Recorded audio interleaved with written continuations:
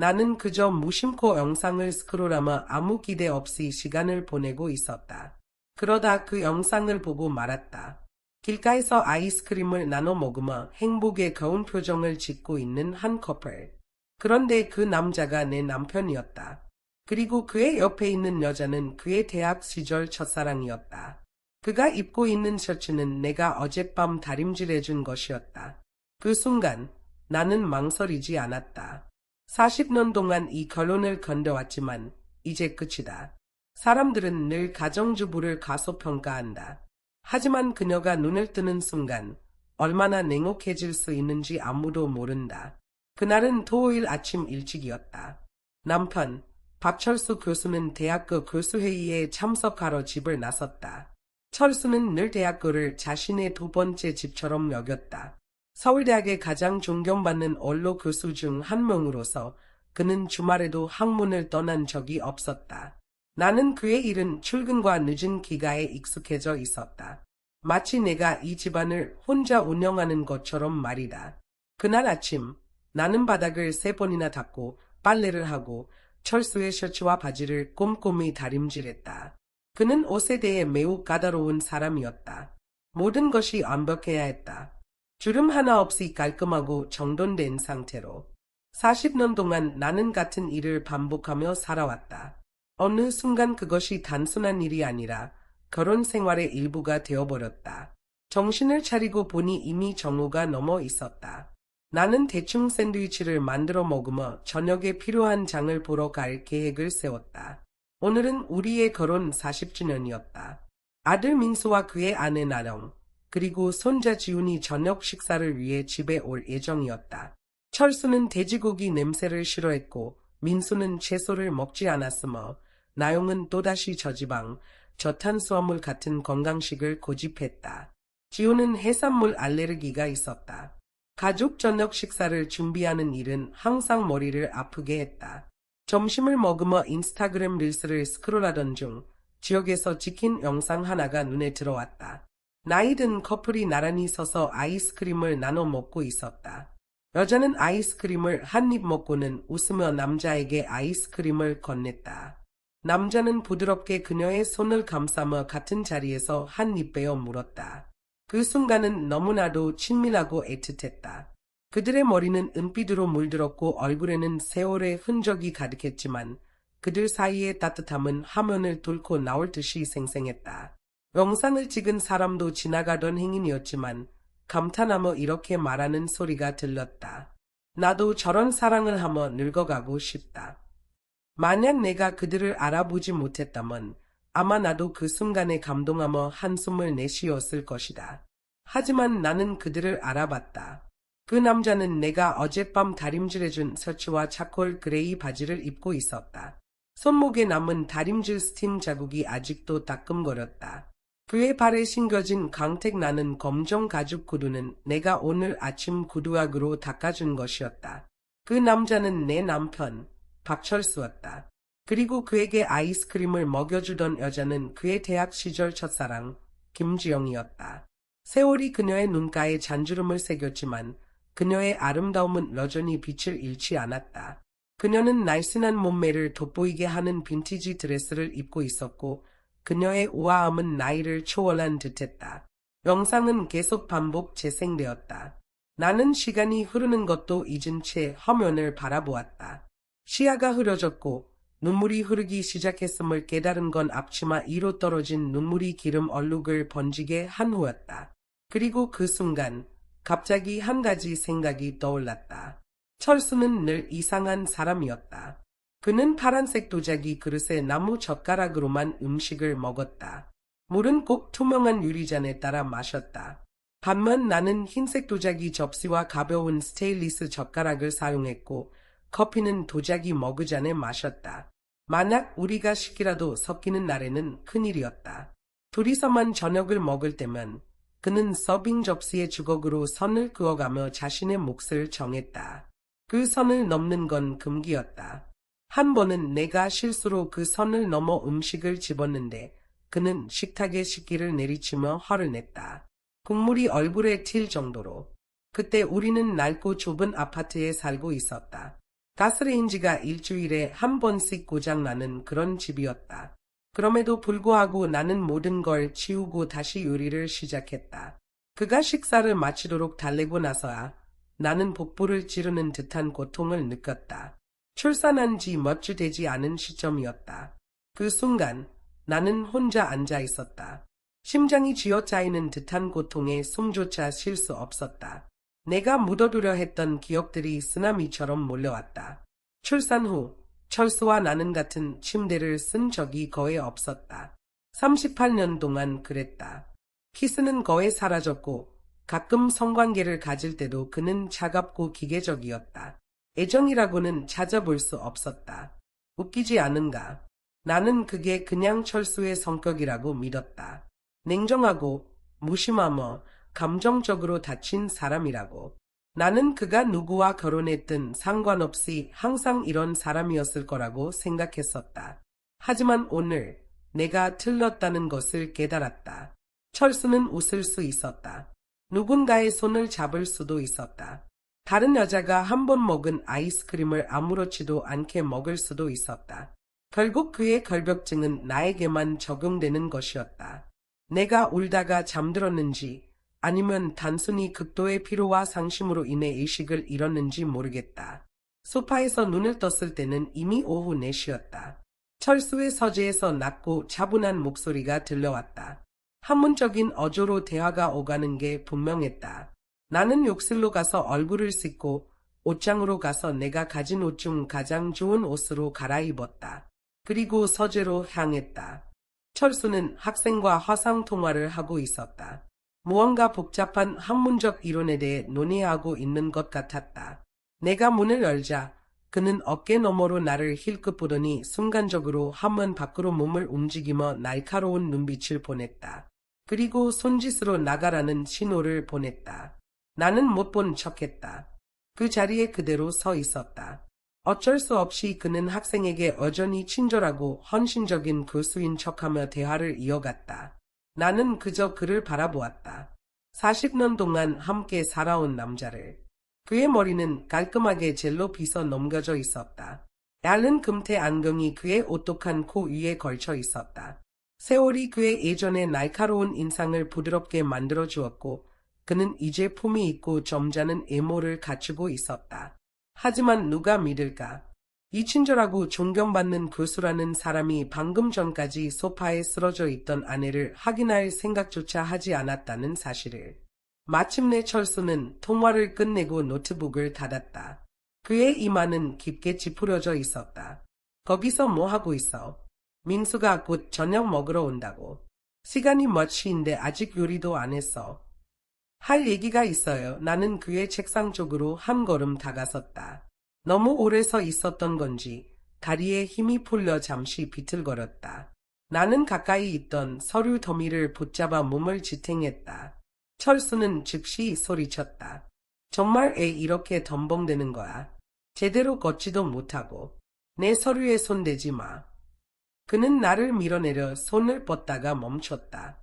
마치 나를 만지는 것조차 꺼리는 것처럼. 그의 어색한 행동은 우스꽝스러웠지만 너무 익숙해서 웃을 수 없었다. 그게 바로 그가 나를 대했던 방식이었다.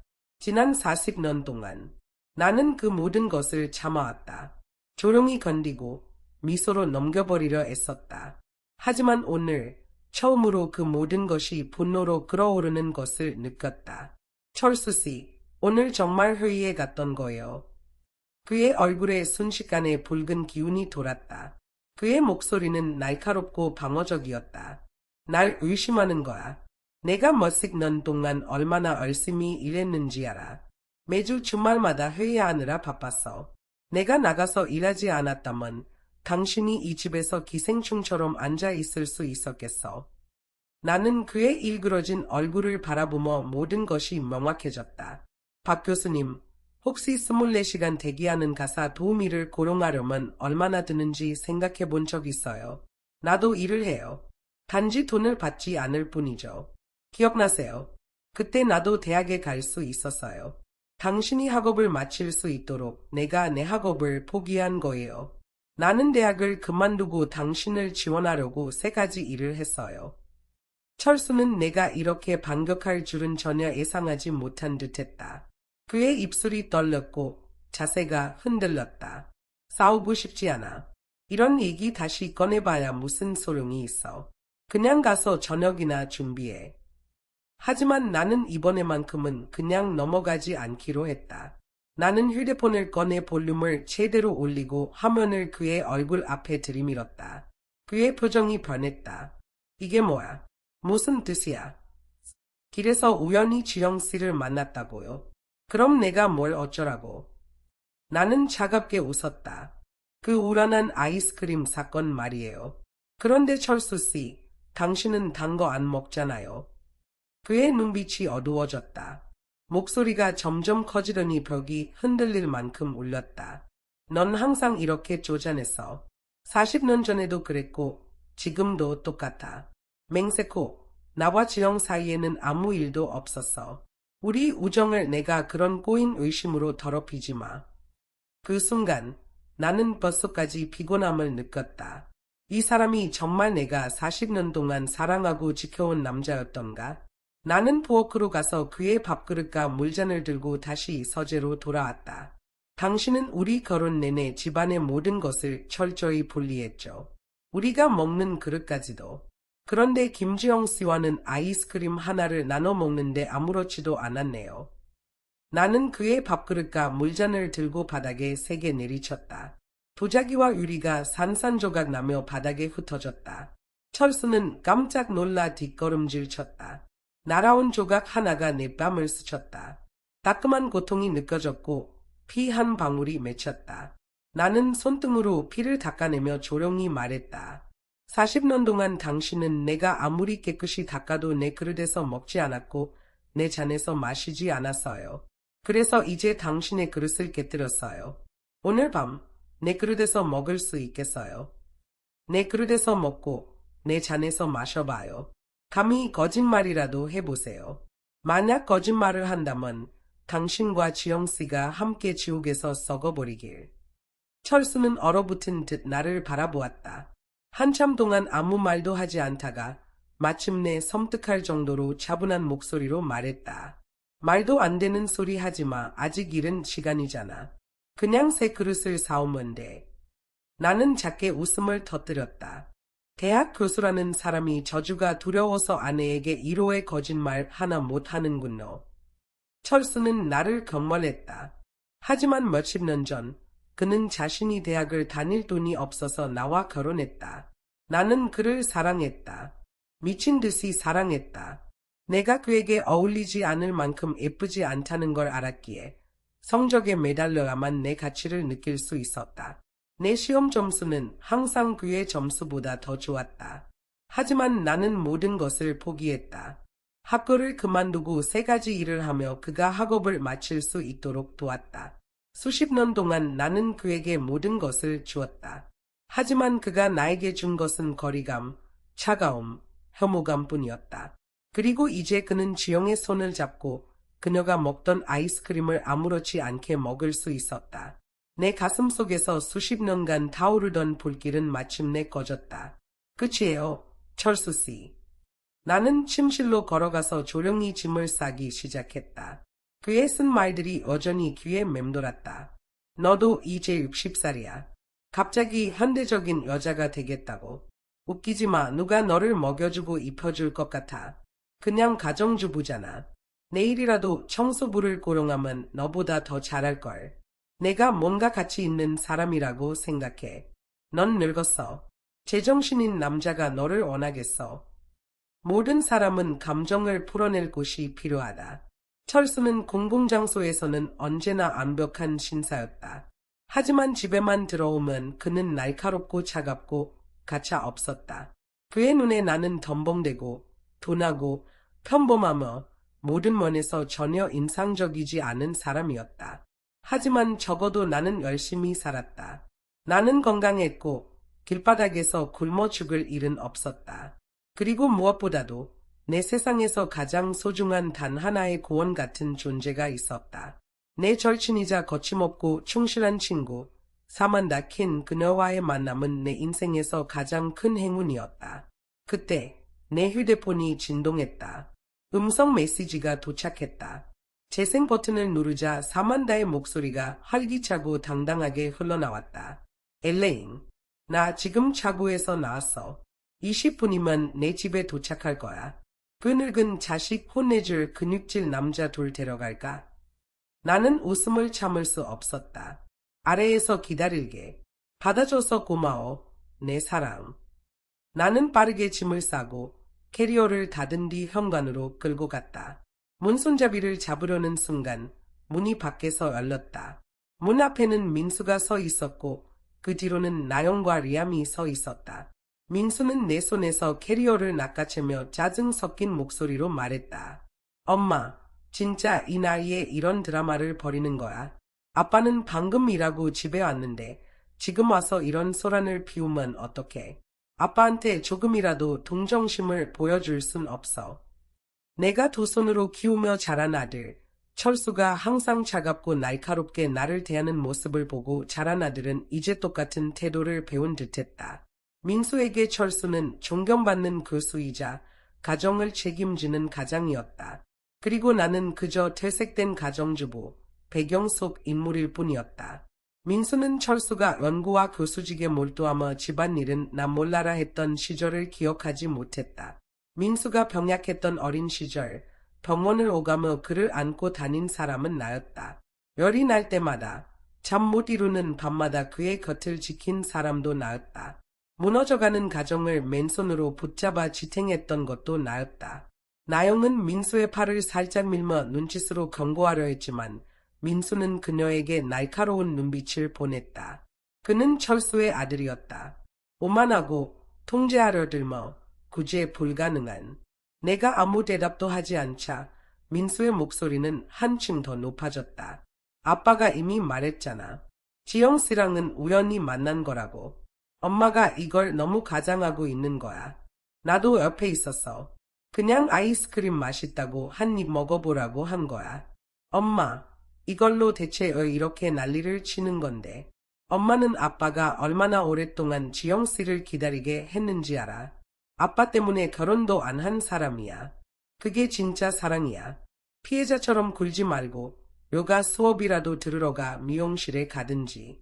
맨날 불평만 하지 말고. 그리고 아빠가 돈 안 주는 것도 아니잖아. 지영씨 봐, 엄마랑 같은 나이인데도 얼마나 우아하고 멋지게 사는지. 에너지 자체가 달라. 솔직히 엄마, 이렇게 자기 관리를 안 하니까 아빠만 불편한 게 아니야. 나도 엄마를 보면 속이 울렁거려. 그의 말은 날카로운 유리 조각처럼 내 귀에 박혔다. 하나하나가 점점 더 잔인해지고 더 크게 울렸다. 나는 나도 모르게 내 몸을 내려다보았다. 사실 내 팔다리는 여전히 날씬했고 얼굴은 여전히 부드럽고 균형 잡힌 타원형이었다. 내 배는 여전히 눈에 띄게 튀어나와 있었다. 감추려고 해도 항상 드러나는 부분이었다. 이건 민수를 임신했을 때부터 시작됐다. 그는 자궁 안에서 앞으로 쏠린 자세로 자리 잡았고 의사들은 이를 흔히 펜듈러스 배라고 불렀다. 그로 인해 생긴 깊고 넓게 퍼진 튼살과 심하게 찢어진 복부 근육은 내 손가락이 들어갈 정도로 벌어져 있었다. 그 시절 철수는 대학 마지막 학기를 보내고 있었고 인턴십, 취업 면접, 전국 각지에서 온 동기들과의 끝없는 모임으로 바빴다. 나는 출산 후 며칠 동안의 짧은 회복 기간도 제대로 가지지 못한 채 신생아를 돌보고 그의 노부모를 챙기며 집안일을 도맡아야 했다. 철수가 직장에서 성공 가도를 달리고 수입이 늘어나면서 그는 내 파트타임 일자리를 자신의 이미지에 흠집을 내는 것으로 여기기 시작했다. 그의 눈에는 일하는 아내가 수준 이하로 보였던 것이다. 그래서 나는 마침내 모든 것을 포기하고 전업주부가 되기로 했다. 그 당시에는 산후회복에 대한 이야기는 아무도 하지 않았다. 나는 몸이 회복될 시간조차 주어지지 않았고 그로 인해 경미한 자궁 탈출증까지 겪게 되었다. 몇 년이 지나고 소셜미디어가 활성화되면서라 온라인 육아 튜토리얼을 통해 스스로 회복 운동을 시작할 수 있었다. 천천히 아주 조금씩 나는 나 자신을 다시 조립해 나갔다. 내 희생이 진정한 가치를 가지지 않는다는 것을 오래전부터 알고 있었다. 하지만 나는 스스로를 마비시키며 아무렇지 않은 척했다. 이제는 논쟁조차 끝났다. 나는 민수의 손에서 캐리어를 확 잡아당겨 빼앗고 뒤도 돌아보지 않은 채 문을 나섰다. 뒤에서 리암이 갑작스러운 긴장감에 놀라 울음을 터뜨렸다. 가슴이 찢어질 듯 아팠지만 나는 돌아보지 않으려 애썼다. 그때 민수의 목소리가 뒤에서 날아와 날 세게 때렸다. 지영씨가 없었어도 아빠는 여전히 인기 많을 거야. 만약 저 문을 나가면 다시 돌아올 생각도 하지 마. 눈이 따끔거렸다. 하루에도 수백 번 엄마라고 부르며 어린 목소리로 나를 찾던 그 아이가 어떻게 이렇게 변했을까? 내가 온 마음을 다해 키운 아이가 어떻게 내 가슴에 칼을 들이대는 사람이 되었을까? 나는 캐리어를 질질 끌며 계단을 내려갔다. 그때 체리 레드 색상의 포르쉐가 부드럽게 길가에 멈췄다. 창문이 내려가자 그녀가 있었다. 사만다. 커다란 선글라스를 쓴 그녀의 얼굴이 현관 조명에 비쳤고 은빛 머리카락은 황혼 속에서 반짝이는 금속처럼 빛났다. 우리 나이의 엄색은 무의미했다. 그녀의 은빛 머리카락 한 가닥 한 가닥은 그녀 자신을 상징하는 배지와도 같았다. 대담하고 길들여지지 않았으며 자기 자신에게 조금도 사과하지 않는 그런 사람이었다. 그녀는 굵직한 금반지가 낀 손을 들어 가장되게 손을 흔들었다. 친구끼리 다시 만났는데 무슨 문제가 있겠어? 기름은 가득 채웠으니 말만 해 어디로 갈까? 나는 미소를 지었다. 사만다가 있어서 다행이었다. 그녀만 있다면 내 인생이 완전히 희망 없는 것은 아닐지도 모른다. 특별한 곳은 없어. 그냥 내 집으로 가자. 사만다는 도심의 넓은 고층 아파트에 살았다. 2000평방피트가 넘는 빛이 가득한 열린 공간은 온전히 그녀 자신의 것이었다. 독립적이고 평화롭고 무엇보다 그녀답게. 사만다는 결혼하지 않았고 다른 사람들이 말하는 가정의 행복을 부러워한 적도 없었다. 그녀는 대담하고 자유롭게 살았으며 대부분의 사람들이 꿈꾸지도 못할 빛을 바라며 살았다. 나는 종종 그녀에게 여자는 항상 의지할 남자가 필요하다고 말하곤 했다. 그럴 때마다 그녀는 웃으며 고개를 저었다. 지금 돌아보면 그 말이 얼마나 우스운지 알 것 같다. 결국 농락당한 건 나 자신이었다. 사만다는 엄청난 양의 음식을 주문했다. 햄버거, 감자튀김, 프라이드 치킨, 그리고 초콜릿 아이스크림 2컵까지. 내 손자는 초콜릿 아이스크림을 가장 좋아했다. 나는 아이스크림을 바라보며 다시 생각에 잠겼다. 그 영상이 머릿속에서 떠나지 않았다. 철수와 지렁이 10대 연인처럼 아이스크림을 나눠 먹는 모습이 계속 떠올랐다. 사만다가 아이스크림 컵을 내 손에 쥐어줬다. 차가운 감촉이 나를 현실로 돌아오게 했다. 이거 내가 제일 좋아하는 맛이잖아. 녹기 전에 얼른 먹어. 나는 한 숟갈을 크게 떠서 입에 넣었다. 너무 차가워서 머리가 지끈거렸다. 하지만 이상하게도 며칠 만에 처음으로 가슴이 더 이상 아프지 않았다. 저녁을 먹고 난 뒤 우리는 함께 뒷정리를 하고 그녀의 커다란 빈백 소파에 몸을 던졌다. 영화 한 편을 틀어놓고 이야기를 나누다가 웃음과 침묵이 교차하는 사이에 잠들어 버렸다. 눈을 떴을 때는 이미 깊은 밤이었다. 나는 소파에 앉아 잠시 멍하니 있었다. 기다리는 집안일도 없고 아침 식사를 계획할 필요도 없고 보리를 보러 나갈 필요도 없는 밤이 내 앞에 낯설고 텅 빈 채로 펼쳐져 있었다. 나는 내가 무엇을 해야 할지조차 몰랐다. 잠에서 깬 사만다가 시계를 보더니 웃었다. 누군가 오늘 다시 잠들 생각은 없는 것 같은데. 그녀는 내 손을 잡아 끌며 침실로 향했다. 그녀의 드레스룸 앞에 멈춰 서더니 말했다. 뭔가 골라 입어봐. 내가 입고 있는 그 낡은 옷은 버려. 분위기 다 망치고 있잖아. 나는 눈을 깜빡였다. 이 시간에 어디 가려고? 그녀는 한쪽 눈썹을 치켜올리며 장난기 가득한 미소를 지었다. 당연히 나가야지. 밤에 뭐 하겠어? 나는 망설였다. 우리 나이에 뭐. 늙은 여자 둘이서 그녀가 말을 끊으며 웃었다. 이제부터는 우리가 원하는 대로 살 거야. 이 시간에 여자가 밖에 나간다고. 강도라도 만나면 어쩌려고. 나는 걱정스러운 목소리로 말했다. 하지만 사만다는 이미 보랏빛 벨벳 점프슈트를 내 품에 던지며 말했다. 잔소리 그만하고 이거 입어. 방금 산 건데 너한테 딱 맞을 거야. 그리고는 열쇠를 집어들고 문 쪽으로 향하며 덧붙였다. 차에서 기다릴게. 나는 어이없어 웃음을 터뜨리며 고개를 저었다. 어쩌겠는가. 그녀는 이미 반쯤 나가버린 상태였다.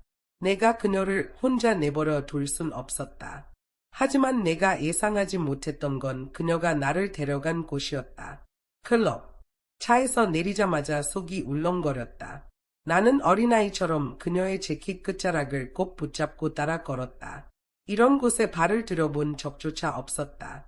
입구를 통과하자마자 젊은 남자가 다가왔다. 그는 분명히 바 매니저 같았고 얼굴 가득 미소를 띠며 말했다. 콘님, 며칠 만이네요. 늘 하시던 대로 VIP 룸으로 모실까요? 사만다는 망설임 없이 차 열쇠를 그에게 던지며 말했다. 물론이지. 차 주차하고 세차도 좀 해줘. 그리고 매력적인 사람들 몇 명 위로 보내줘. 나는 그녀를 따라 바에 쿵쿵거리는 베이스 소리를 지나 계단을 올라갔다. 계단 양옆에는 직원들이 줄을 서서 그녀를 마치 이곳의 주인처럼 인사했다. 내 심장은 미친 듯이 뛰었고 혈압이 하늘로 치솟는 기분이었다. 대체 여기서 뭐 하려는 거야? 나는 속삭이듯 물었다. 나 노래도 못하고 춤도 못 추고 술도 안 마셔. 사만다는 내 어깨를 툭 치며 웃음을 터뜨렸다. 레아, 나랑 있으면 누군가가 대신 노래하고 누군가가 대신 춤추고 누군가가 대신 칵테일을 마셔줄 거야. 내가 할 일은 딱 하나야. 그녀는 잉크하며 말했다. 즐기기만 하면 돼. 우리가 이야기를 나누고 있을 때 VIP 룸 문이 헐짝 열렸다. 매니저가 들어오며 젊은 남자들 몇 명을 이끌고 왔다. 키가 크고 스타일리시한 그들은 모두 20대에서 30대 초반으로 보였고 마치 패션스 런웨이에서 막 내려온 것 같은 모습이었다. 콘님, 이 집에서 가장 괜찮은 분들입니다. 마음껏 고르세요. 매니저가 웃으며 말했다. 사만다는 손목을 휙 돌려 그를 가리키며 말했다. 됐어, 이제 나가봐. 문이 닫히자마자 신호라도 받은 듯 젊은 남자들이 부드럽게 움직였다. 절반은 사만다 쪽으로, 나머지 절반은 내 쪽으로 다가왔다. 소년 같은 미소를 띤 한 남자는 내 뒤로 와서 어깨를 부드럽게 마사지하기 시작했다. 또 다른 남자는 내 옆에 앉아 과일이 담긴 쟁반을 내밀었다. 세 번째 남자는 샴페인 잔을 들고 살짝 몸을 기울이며 정중하게 물었다. 한 잔 하시겠어요? 마지막 남자는 가장 대담했다. 그는 티셔츠를 살짝 들어 올려 조각 같은 가슴을 드러내며 장난기 가득한 미소를 지었다. 아름다운 분, 제 심장이 얼마나 빠르게 뛰는지 만져보실래요? 세상에, 이건 완전히 미친 세상이었다. 누가 내 나이 든 여자를 보고 아름다운 분이라고 부를까? 나는 아마도 그의 어머니보다 나이가 많을 것이다. 나는 얼어붙은 채 어디를 봐야 할지 몰랐다. 손은 어색하게 무릎 위에 얹어 있었다. 사만다는 내 얼굴에 가득한 공포를 보고 웃음을 터뜨렸다. 그녀는 내 손에 아인 잔을 쥐어주며 부드럽게 내 잔에 부딪혔다. 엘레인, 즐겁니? 내가 행복하다면 그걸로 충분해. 이 인생은 우리 거야. 우리 자신을 위해 살아야 해. 그 순간 나는 수년 전 처음 만났던 사만다가 떠올랐다. 길들여지지 않고 대담하며 독립적이고 강렬했던 그녀. 한때 바람을 피운 악혼자를 호수에 밀어넣고 약혼을 깼으며 그 아픔을 딛고 자신의 제국을 쌓아 올린 여자. 나는 와인을 한 모금 길게 마셨다. 그러자 따뜻함이 퍼지며 자류의 기운이 온몸을 감쌌다. 몇 년 만에 처음으로 이렇게 살아있는 기분이 들었다. 세상에 정말 좋았다. 나는 결국 사만다의 집에 머물렀다. 임시로 머무는 거라 생각했지만 마음속 깊은 곳에서는 이미 알고 있었다. 나는 첫 발을 내디뎠고 다시 돌아갈 계획은 없었다. 클럽에서 돌아온 다음 날 아침 나는 변호사에게 전화를 걸었다. 이혼 서류는 그날 바로 철수에게 전달되었다. 그는 아무런 반응도 보이지 않았다. 단 한마디도. 하지만 나는 서두르지 않았다. 며칠 정도 시간을 주기로 했다. 현실을 받아들이게 말이다. 대신 전화를 건 건 민수였다. 이번에는 그의 목소리가 확실히 부드러웠다. 엄마, 이제 그만하면 안 돼요. 리암도 보고 싶지 않아요. 나는 차가운 웃음을 터뜨렸다. 잊었니? 내가 내게 그랬잖아. 내가 그 집을 나가는 순간 다시 돌아올 생각도 하지 말라고. 민수는 한동안 나를 설득하려 했지만 내가 흔들리지 않는 걸 깨닫자 그의 목소리는 다시 날카로워졌다. 이 이혼 합의서가 뭐예요? 애 아빠 집이랑 저축까지 가져가려고 해요. 엄마, 우리 돈 가져가서 늙은 남자랑 살려고. 나는 눈 하나 깜짝하지 않고 차분히 말했다. 믿어줘. 내가 정말 관대하게 한 거야. 모든 걸 가져갈 수도 있었어. 40년 결혼 생활이 그럴 권리를 주니까. 하지만 나는 그러지 않았어. 내 아빠에게 체면을 지킬 기회를 준 거야. 그리고 나는 덧붙였다. 아니면 내가 철수와 지영의 그 영상을 공개할 수도 있지. 내 아빠가 그렇게 소중히 여기는 대학이 이걸 알게 된다면 어떻게 될까? 그때 누가 더 창피할지 보자. 민수의 목소리가 갑자기 분노로 가득 찼다. 엄마는 그냥 쓰디쓴 늙은 여자일 뿐이에요. 엄마는 절대 지영씨 같은 품격을 가질 수 없어요. 계속 피해자인 척해보세요. 아빠가 결국 지영씨랑 결혼하면 엄마는 후회하게 될 거예요. 전화를 끊고 난 뒤 나는 더 이상 대꾸할 필요조차 느끼지 못했다. 며칠 후 나탈리가 몰래 전화를 걸어왔다. 그제야 나는 민수가 애 갑자기 나를 집으로 데려오려고 안달했는지 깨달았다. 알고 보니 철수의 삶은 내가 떠난 뒤 안전히 무너져 버렸다.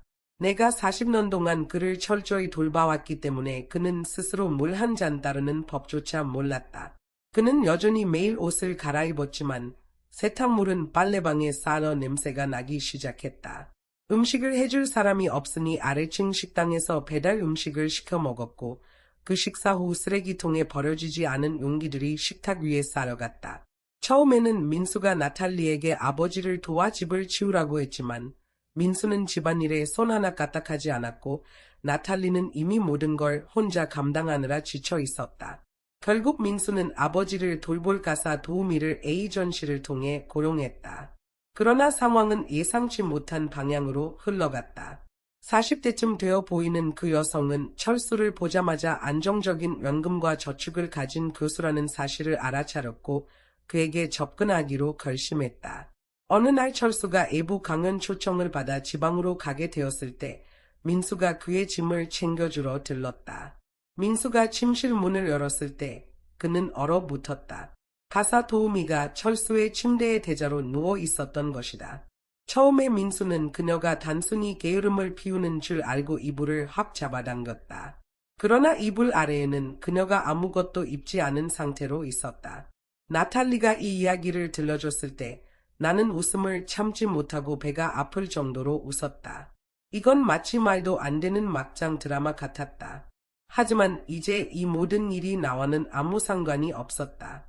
민수는 화가 나서 에이전시에 즉시 전화를 걸어 그녀를 해고했다.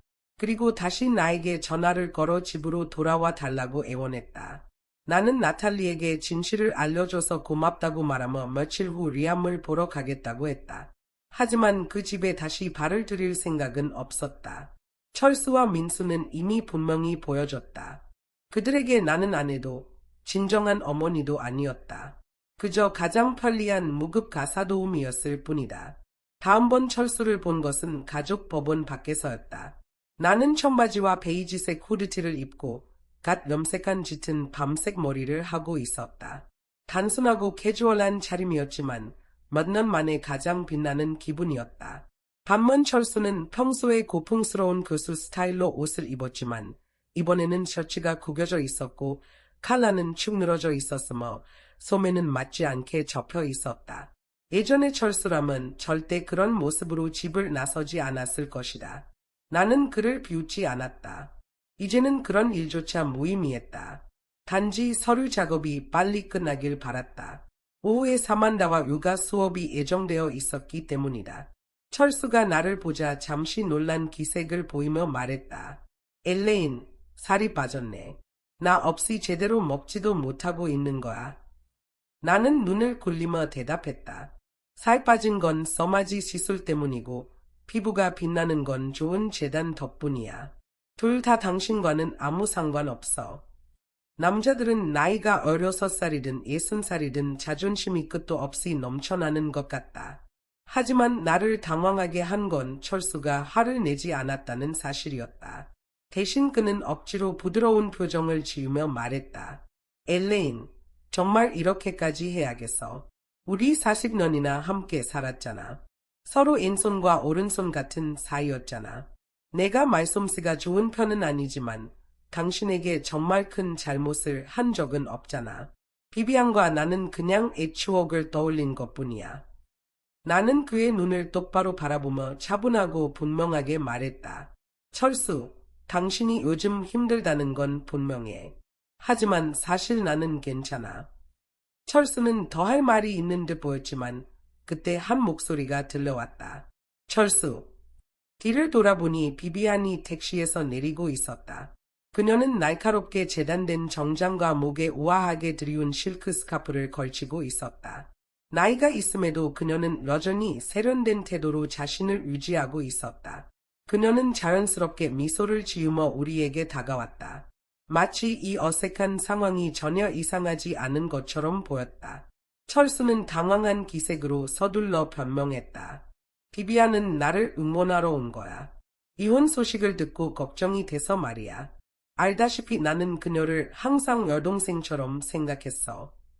나는 코웃음을 치며 속삭이듯 말했다. 그 말 어디서 많이 들어본 것 같은데. 38년 전에도 똑같이 말했지. 서명하기가 망설여져. 아니면 또다시 그 낡은 게임을 시작하려는 거야. 집에 안에 두고 바깥에 애인 두는 그 게임 말이야. 비비안은 철수의 대학 시절 친구였다. 그들은 항상 관계를 애매하게 유지하며 순수한 우정이라고 주장했다. 나는 이미 민수를 임신한 상태였고 아이와 철수의 학비를 위해 결혼을 강요받았다. 결혼 후 나는 철수에게 그녀와의 관계를 끊으라고 요구했다. 그때 철수는 분노에 차서 소리쳤다. 넌 그냥 질투심 많은 여자일 뿐이야. 비비안과 나는 친구일 뿐이라고. 그 순간부터 그는 그 분노를 원한처럼 품고 살았다. 비비안은 철수에게 젊음의 상징, 닿을 수 없는 한상이었고 나는 그가 지울 수 없는 얼룩이었다. 우아하지도 세련되지도 않은 그저 건드려야 하는 존재일 뿐이었다. 비비안은 완벽히 가다듬어진 자세로 내 앞에 서서 말했다. 엘레인, 내가 당신과 철수 사이를 틀어지게 했다면 정말 미안해요. 하지만 믿어주세요. 저는 당신의 결혼 생활에 간섭할 의도가 없었어요. 단지 젊은 시절의 추억을 놓을 수 없었던 것뿐이에요. 그녀는 고개를 살짝 기울이며 철수를 바라봤다. 그들의 시선이 부드럽게 교차했다. 나는 그녀의 속마음이 들리는 듯했다. 철수, 사랑 없는 결혼 생활에 갇혀 얼마나 고생했을까. 철수는 당연히 그녀 앞에서 후회의 기색조차 보이지 않았다. 예상했던 대로 비비안의 한 번의 부드러운 시선에 그는 다시 거만한 태도로 돌아갔다. 비비안, 내가 말할 필요 없어. 그녀는 우리 사이를 이해하지 못해. 원래 그랬잖아. 이혼이 그녀가 원하는 거라면 내가 더 큰 사람이 되어 그녀를 보내줄게. 철수와 비비안, 두 사람이 내 앞에서 서로를 바라보며 연극을 하는 모습은 누구라도 속이 뒤집힐 만큼 역겨웠다. 그러나 진짜 웃음거리는 비비안이 이혼 합의서를 보자마자 벌어졌다. 그녀의 평온한 표정이 단숨에 산산조각 났다. 이게 뭐야? 왜 그녀가 당신 재산의 절반이나 가져가야 하지? 말도 안 돼. 그녀는 거에 소리치듯 말했다. 나는 미소를 지으며 대답했다. 내가 이 결혼에서 가져가는 건 당신과 상관없는 일이야. 아니면 당신 둘의 소중한 추억이 건강한 은행 잔고 없이는 유지되지 못하는 거야. 그 말이 그녀의 신경을 건드렸다. 비비안의 얼굴은 굳어졌고 입술은 떨리기 시작했다. 철수, 오해하지 마세요. 저는 돈에 관심 없어요. 단지 그녀가 당신을 이용하는 게 걱정될 뿐이에요. 당신은 항상 너무 착했어요. 철수는 부드러운 목소리로 고개를 끄덕이며 말했다. 알아. 넌 돈에 관심 없는 사람이야. 우리가 함께 이룬 건 돈 때문이 아니었잖아. 나는 한숨을 쉬며 그들의 연극에 질러버렸다. 철수, 내가 말했다. 오늘 이 서류에 서명하지 않으면 내가 그 영상을 당신 학과 사무실로 직접 들고 갈 거야. 교수님이 아내를 밀어내고 새로운 불꽃을 찾으려 했다는 사실이 알려지면 학교에서 어떻게 반응할지 한번 보자고. 나는 비비안을 바라보며 말을 천천히 이어갔다. 아니, 새로운 불꽃이 아니라 30년 전에 유령에게 기어가 두 번째 기회를 구걸하려 했다는 게 더 정확하겠네. 비비안은 반박하려다 멈췄다. 그녀는 여전히 우아한 이미지를 유지하려 애쓰고 있었다. 얼굴은 붉게 달아올랐고 턱은 너무 꽉 다물려 마치 이를 부술 것 같았다. 결국 나는 이혼 증명서와 철수의 재산 일부를 손에 들고 법원을 나섰다. 철수는 마지막 서명을 하면서도 비비안에게 잘 보이려고 애썼다. 걱정 마, 여보. 그는 가슴을 내밀며 말했다. 논문도 쓰고 연구도 이끌 수 있어. 돈은 왔다 갔다 하지만 진짜 자산은 나야. 그들은 어깨를 나란히 하고 법원을 나섰다. 비비안은 뒤돌아보며 비웃듯 말했다. 당신, 이걸 후회하게 될 거예요. 정말 대단한 남자를 잃었으니까. 나는 미소를 지으며 차분하게 대답했다. 60살의 남자라고 불릴 수 있는 건 악 덕분일 거야. 하지만 내가 버린 찌꺼기를 기꺼이 가져가겠다니 마음껏 가져가. 그들은 아무 말도 하지 못하고 멍하니 서 있었다. 이혼 후의 삶은 내가 상상했던 것보다 훨씬 가볍고 즐거웠다. 사만다는 내가 이사를 나가겠다는 말을 단호히 거부하며 매일 나를 붙잡고 다녔다. 이제 나는 아침에 일찍 일어나도 아침 식사를 준비하거나 셔츠를 다릴 필요가 없었다. 대신 물 한 잔과 함께 햇빛 속에서 요가를 하며 하루를 시작했다. 식물을 물 주고 차를 끓이고 발코니에 흔들의자에 앉아 책을 읽으며 사만다가 일어나길 기다렸다. 그리고 우리는 코너의 작은 식당에서 아침을 함께 먹었다. 심지어 강아지와 고양이를 입양해 둘만의 자유로운 공동체를 만들자는 얘기까지 나눴다. 갑자기 내 하루는 기대할 일들로 가득 차게 되었다. 비비안은 화가 나서 소리쳤다. 변기 시트 좀 제대로 써요. 이제부터 앉아서 하든지 아니면 적어도 제대로 조준이라도 하세요. 철수는 폭발하며 외쳤다. 나는 남자야. 앉아서 소변을 보는 건 여자랑 다를 게 없잖아. 비비안은 한치도 물러서지 않았다. 그럼 전립선 약이라도 먹어서 물새는 수도꼭지처럼 흘리지 말든가요. 더 웃긴 건 그녀가 이 말을 사적으로 한 게 아니라는 점이었다. 그들은 가족 저녁 식사 자리에서 민수와 나탈리가 보는 앞에서 이런 대화를 나눴다. 철수가 남아있던 곤유의 마지막 조각마저 산산조각 나는 순간이었다. 비비안은 집안일을 전혀 하지 않았다. 그녀는 옷을 드라이클리닝에 맡겼고 매일 저녁 고급 레스토랑 음식을 요구했으며 며칠마다 청소 서비스를 불렀다. 철수의 월급 약 2천만 원은 물처럼 사라졌다. 나는 가끔 생각했다. 끝없이 이어지는 사소한 다툼과 집안의 혼란 속에서 철수는 여전히 자신의 완벽한 연인을 그렇게 생각하고 있을까? 이혼 후 민수가 처음으로 연락을 해온 건 내가 사만다와 함께 떠난 여행 2일째 되는 날이었다. 그의 목소리는 다급했다. 엄마, 아빠가 병원에 있어요. 누군가한테 공격당했어요. 상태가 심각해요. 한 번만 와주세요. 애정도 있으니까요. 나는 눈썹을 치켜 올렸다. 그건 비비안이 해야 할 일이 아닌가. 이제 그녀가 아내잖아. 잠시 침묵이 흘렀고 그때 나탈리의 목소리가 배경에서 들려왔다. 비비안의 전 남편이랑 아들이 공격한 거예요. 나는 얼어붙었다. 뭐라고? 평생 철수만 사랑했다고 주장하던 그 비비안이 남편이랑 아들이 있었다고. 그렇게 평생 변치 않는 사랑이라는 이야기도 끝났다. 좋아. 나는 말했다. 병원 주소 보내. 갈게. 전화를 끊자마자 나는 사만다에게 모든 이야기를 털어놓았다. 그녀는 웃음을 참지 못하고 눈물을 닦아내며 말했다. 너, 이건 절대 놓치면 안 돼. 이건 완벽한 몰락의 순간이야. 나도 웃었고 결국 여행을 일찍 끝내기로 했다. 어떤 사고 현장은 멀리서 지켜보는 것만으로는 충분하지 않으니까. 병원에 가기 전에 나는 나탈리에게 전화를 걸어 병실 번호를 확인하고 무슨 일이 있었는지 물었다. 그녀가 들려준 이야기는 내가 상상했던 것을 훨씬 뛰어넘는 것이었다. 비비안은 단순히 한 번 결혼했던 게 아니었다. 그녀는 여러 번 결혼했고 그 관계들은 점점 더 혼란스러워졌다. 가장 최근의 남편은 술, 도박, 싸움으로 얼룩진 인물이었다. 그 혼란에 지친 비비안은 철수를 목표로 삼았다. 대학 교수에다 저축과 안정적인 연금이 있는 철수는 그녀에게 걸어 다니는 은퇴 자금처럼 보였으리라. 비비안은 남편을 달래 이혼을 하도록 설득하며 이렇게 약속했다. 내가 철수의 재산을 손에 넣으면 다시 돌아올게. 그리고 그 계획은 잠시 동안 성공하는 듯했다. 그녀는 철수와 함께 삶의 완벽한 동반자 역할을 연기했고 전 남편과의 모든 연락을 끊었다. 하지만 그런 유형의 사람들은 쉽게 사라지지 않는다. 그녀의 전 남편은 배신을 조용히 받아들이지 않았다. 그는 그들의 친아들을 데리고 철수의 대학으로 찾아가 강의실 앞에서 난동을 부렸다. 그는 철수의 얼굴을 가리키며 소리쳤다. 내가 고상한 교수라도 되는 줄 알아. 너는 그냥 가정 파괴자일 뿐이야. 그리고 그는 주먹을 날렸다.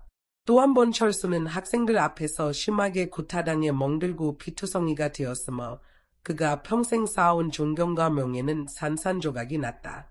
철수에게는 치명적인 타격이었다. 그는 그 자리에서 쓰러졌다. 내가 병원에 도착했을 때 철수는 막 의식을 되찾은 상태였다. 그는 약하게 손을 들어 올리며 중얼거렸다. 비비안, 물 좀 가져다 줄 수 있겠어? 나는 한숨을 쉬며 물을 가져다 주었다.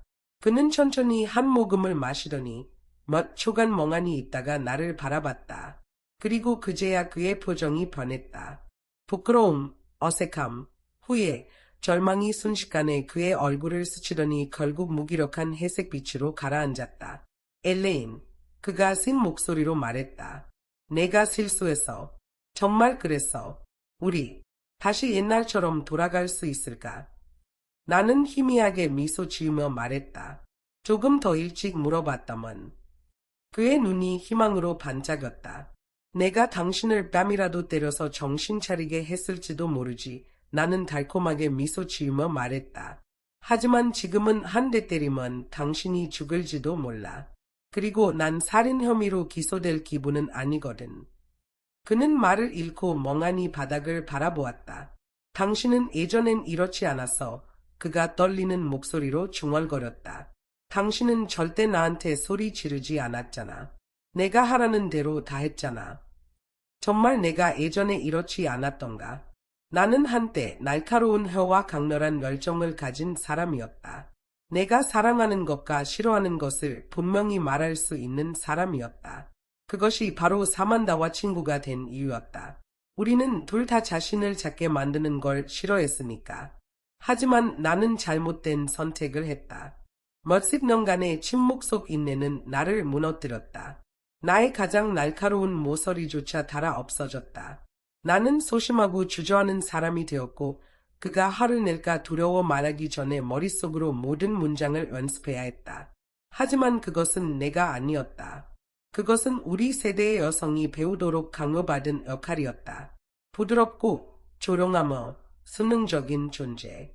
철수는 계속 중얼거렸고 울며 점점 더 무너져 내렸다. 나는 간호사를 부르는 버튼을 누르고 뒤도 돌아보지 않고 병실을 나섰다. 그 후 민수는 계속 전화를 걸어왔다. 이유는 항상 같았다. 철수를 도와달라는 부탁이었다.